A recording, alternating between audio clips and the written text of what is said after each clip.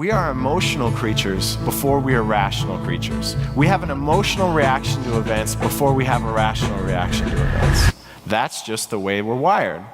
Dr. Travis Bradberry is a world-renowned expert in emotional intelligence and award-winning co-author of the #1 best-selling book, Emotional Intelligence 2.0. Quite excited because I've been told that you're the best of the best. I have something that can make the best even better.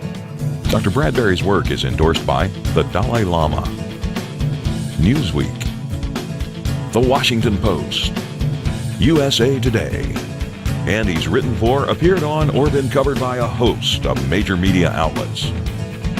Well, I came in a skeptic, but now I'm convinced. I think he nailed us. Dr. Travis Bradberry is humorous.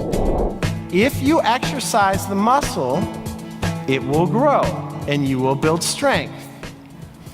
If you sit behind a desk trying to balance California's budget, something else will happen.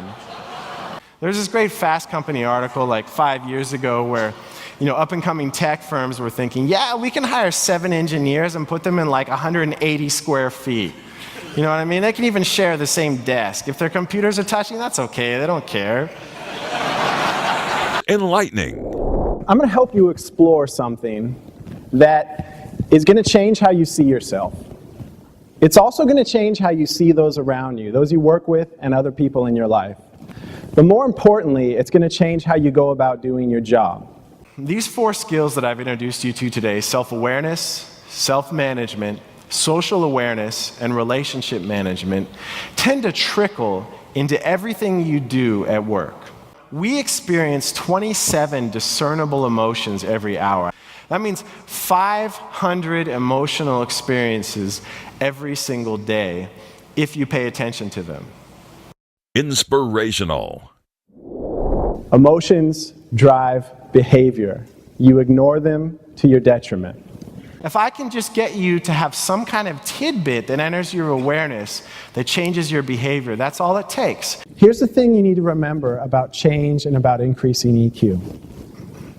You are building new neural pathways when you practice. Your brain loves efficiency. It wants to make it easy on you. Experiential. I'm not mad at you. I'm not going to touch him because the dentist who prepared the tooth for the inlay should finish the job. Tell you what, I'd be pretty bent out of shape if one of my best friends went to somebody else for some emotional intelligence keynoting. In this case, Jerry does something fantastic. He listens to Rob. He realizes that it's not going to make the situation any better to get mad because Rob's so busy being mad at himself.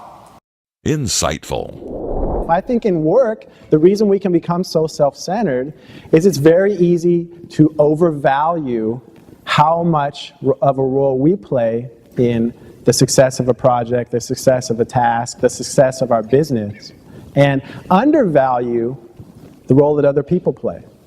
So your point of focus becomes what you're going to say next, what you think about this, what you think about that, instead of what's going on with them.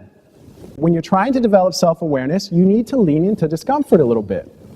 You need to be willing to see the things that you're doing that you should change. Or see the things that are getting the better of you and you don't realize it.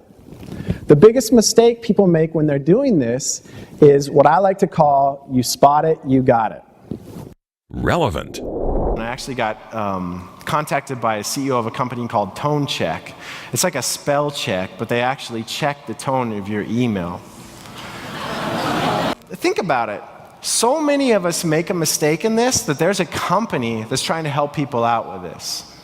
But why do we do it? It's because we're trying to win the battle. We're trying to prove that we're right instead of trying to enhance the quality of the relationship. My advice that I give to people is, we call it Honest Abe's Rule of Netiquette. Abe Lincoln used to write letters to his political adversaries and vent and say all the things that he wanted to say to them, and then he would fold them up, put them in the drawer, and if he still felt like sending it the next day, he would. He never sent a single letter. So write the email, get it out, give yourself some time, and then send the edited version, or go talk to the person. This is the one that got a lot of attention, got an HBR. And what you're looking at here is emotional intelligence by job title.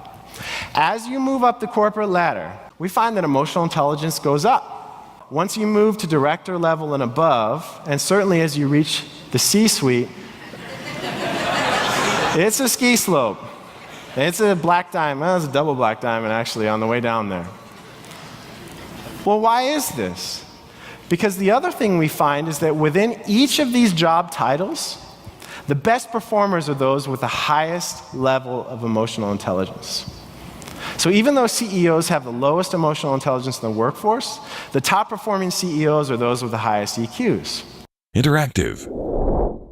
Okay, by the same token, what percentage of top performers are high in EQ? 30? I wouldn't have a job if it was 30. 90.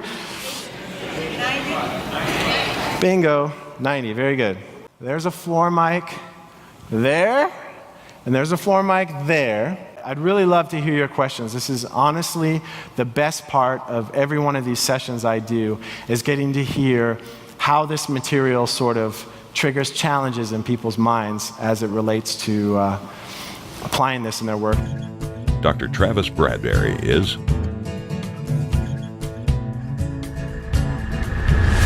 unforgettable.